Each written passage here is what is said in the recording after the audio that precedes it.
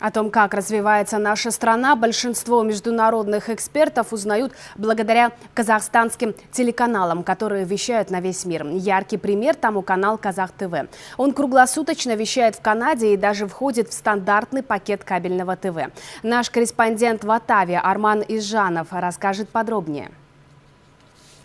После трудного учебного дня и дополнительных курсов Самат Байконуров спешит домой. В общежитии молодой человек живет еще с двумя студентами из Казахстана, но они сейчас на каникулах. Когда в Астане только наступает утро, в Оттаве уже все ложатся спать.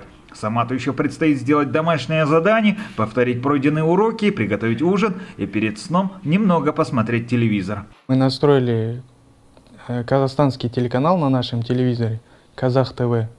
Когда долго находишься за границей, очень приятно смотреть программы и новости на родном языке, поэтому мы всегда в курсе происходящих событий в нашем родном Казахстане.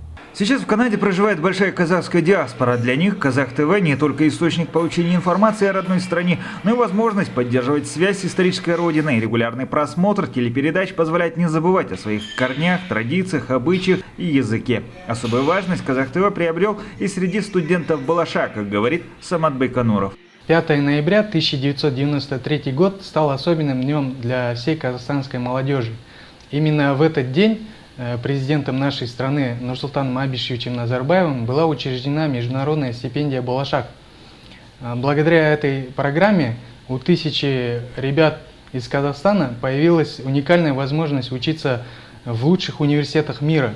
По словам Самата, когда к ним в гости приходят канадцы или студенты из других стран и видят по передачам Казах ТВ пейзажи, природу, людей и города нашей республики, удивляются. Некоторые одногруппники, как говорит парень, готовы в качестве туриста поехать в Казахстан и своими глазами увидеть эту удивительную страну. Арман Изжанов, Ерболдаиров, Оттава, Канада.